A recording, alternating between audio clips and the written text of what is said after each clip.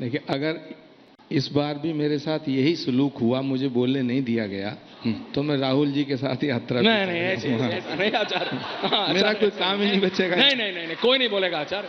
देखिए आचार्य, मैं नहीं रोक रहा हूं, रिपब्लिक नहीं रोक रहा है आपको, अखिलेश यादव की पार्टी रोक रही थी। जब ऐश्वर्या, मुझे पता चला कल के कार्यक्रम में हमारे भदौरिया जी और वारिस पठान साहब हैं, तो मैंने दिव्य दृष्टि से देखा कि यही होना चाहिए था, कि यहां ये होगा।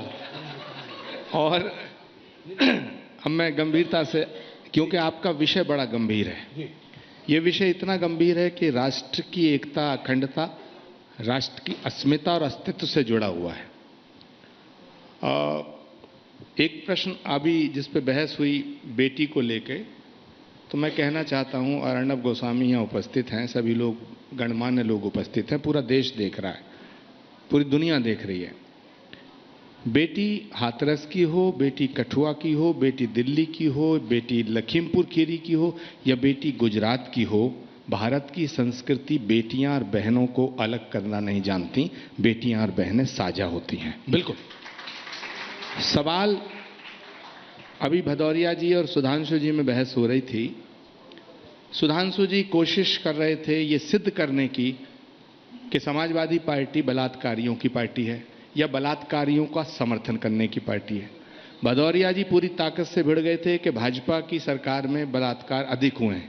मैं तीसरी बात कहना चाहता हूं, सरकार किसी की भी हो, मैं ये नहीं मानता कि कोई भी सरकार बलात्कार कराती होगी, क्योंकि विपक्ष का मतलब ये नहीं है कि विरोध के लिए विरोध किया जाए।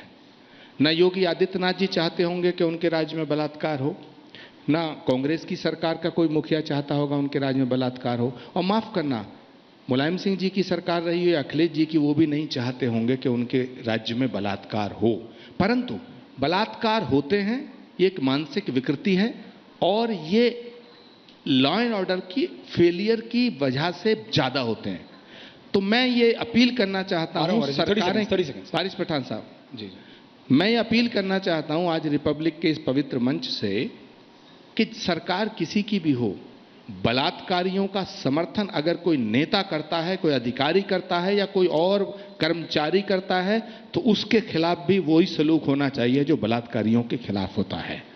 सबसे मैं अपील करना चाहता हूं। दूसरी बात, नहीं वो मैंने अपना, वारिस भाई मैंने अपनी बात बिल्कुल अच्छा नहीं है वो। दूसरा, ऐश्वर्या, जिस विषय को लेकर के आपने हमें बुलाया है, सुधांशु जी ने कॉमन सिविल कोड की बहुत तारीफ की और ये कहा, ये सिद्ध करना चाहा कि नागरिकों की जो संहिता है वो समान होनी चाहिए और उसकी खूबियां बताएं। मैं भी चाहता हूं कि भारत अब 75वां साल मना रहा है, 25 साल बाद पूरे 100 साल हो जाएंगे देश की आज़ादी के बाद, तो कॉमन सिविल कोड होना चाहिए, क्योंकि हर हिंदुस्तानी को समान अधिकार मिलना चाहिए। लेकिन सुधांशु जी, दो बड़े सवाल हैं जो आप सत्ताधारी पार्टी के राष्ट्रीय प्रवक्ता हैं, विद्वान प्रवक्ता हैं, आपको देने पड़ेंगे।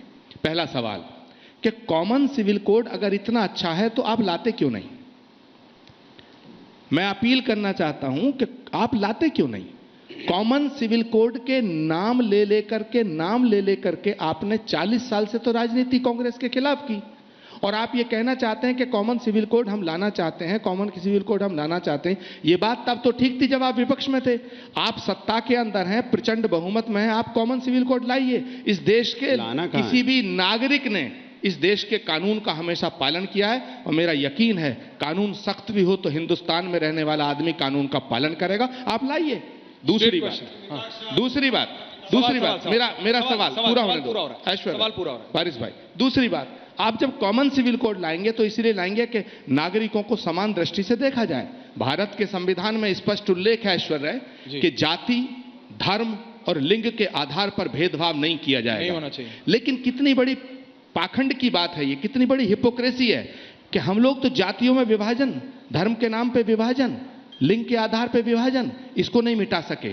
और अगर आप कॉमन सिविल कोड लाएंगे तो भाई इन जातियों का क्या करेंगे? फिर इस मंच से मैं एक और मांग कर रहा हूं कि कॉमन सिविल कोड हो तो फिर आरक्षण पर भी समीक्षा हो, इसकी भी, इसका रिवैल्यूएशन होना चाहिए। इन दोनों सवालों का मुझे जवाब दीजिए।